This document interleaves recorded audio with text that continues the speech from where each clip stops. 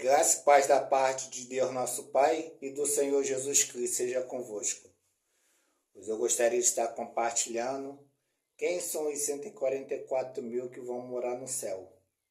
É um assunto complexo, mas com a ajuda do Espírito Santo e o auxílio dele, vamos descodificar esse assunto. Mas vamos direto ao assunto. Quando o cordeiro abriu o quinto selo, eu, João, vi debaixo do altar os justos e os cristãos que foram mortos por amor da palavra de Deus e pelo testemunho que deram. E eles clamavam em alta voz, dizendo: até quando, soberano e dominador, não julga e vinga o nosso sangue dos que habitam sobre a terra? E foi-lhe dito ao justo e aos cristãos que repousasse mais um pouquinho de tempo, dormisse mais, até que fosse completado o número de seus conservos e irmãos, que havia de ser morto, como eles também foram. Depois disso, disse o Senhor: não danifiquei a terra, nem o mar, e nem as aves, até que selamos na testa os nossos escolhidos. Eu, João, vi o número dos assinalados na testa, através do batismo das águas, 144 mil. Não existe um outro meio de Deus em Cristo Jesus selar na testa os seus escolhidos. Para eles, a palavra de Deus é bem explícita. Não danifiquei o azeite e nem o vinho. Observação. Os 144 mil é uma alegoria das duas testemunhas. Tanto a oliveira como a uva passa por vários processos. É amassado para se transformar em azeite e em vinho. Sendo assim, o Espírito Santo de Deus é que vai forjar e capacitar os 144 mil para o ministério. E quando os 144 mil pregar o Evangelho do Reino dos Céus em testemunho a todas as gentes, nos quatro cantos da terra, virá o fim. E logo após isso, o Evangelho ser pregado, Deus vai dar ordem aos seus anjos a recolher seus escolhidos nos quatro cantos da terra. O apóstolo Paulo enfatiza muito bem sobre isso. Os que estiverem vivos na vinda do Senhor Jesus não morrerá mais. Será transformado em um abrir e um fechar de olho, num corpo semelhante a ele. O que podemos aprender que os 144 mil, em todo o contexto da Bíblia, não é um número literal, né? E sim simbólico, que remete à totalidade dos salvos, desde Adão até o último antes da vinda de Jesus Cristo. É como se Deus estivesse contabilizando. Isso quer dizer que Deus já sabia, antes da criação do mundo, os que ia crer na obra redentora de Cristo e os que não ia crer. É simples assim. Os 144 mil fala abertamente da Nova Jerusalém, obra máxima de Deus. Isso porque a igreja é o corpo e a noiva de Cristo.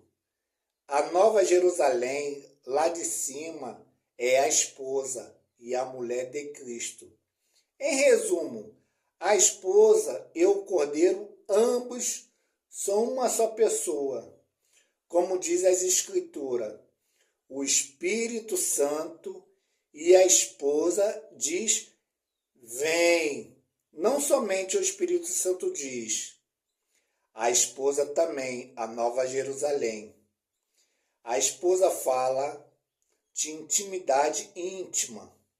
A Nova Jerusalém é o protótipo da Sião, Sião é onde que Deus, que fala da glória, né?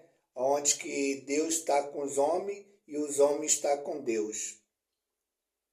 A Nova Jerusalém tem 12 portas. A cidade é quadrada e seu comprimento, a sua largura, a sua altura são os mesmos. Ou seja, 12 estágios, com o nome dos 12 tribos de Israel e o nome das 12 apóstolos de Jesus Cristo. O número 12 fala do múltiplo, que dá 144 mil. O fundamento do muro da cidade é Cristo. A cidade também, o fundamento é Cristo, a Nova Jerusalém. Estava adornada, cheia de pedras preciosas. Essas pedras preciosas somos nós. Ao medir o muro da cidade, 144 côvados, ou seja, 144 mil, né? Um múltiplo de 12. Depois disso, João viu uma grande multidão, o qual ninguém poderia contar, de todas as nações, tribos, língua, estava diante do trono e perante o Cordeiro. Interessante frisar que nesse contexto, somente os 144 mil sabia cantar aquele louvor, e mais ninguém. Por isso que somente os salvos e os remidos pelo sangue de Jesus Cristo experimentarão a redenção pela graça de Deus, e os anjos não.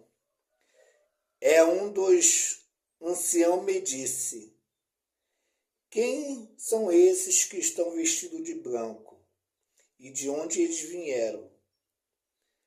João disse: tu sabes, Senhor.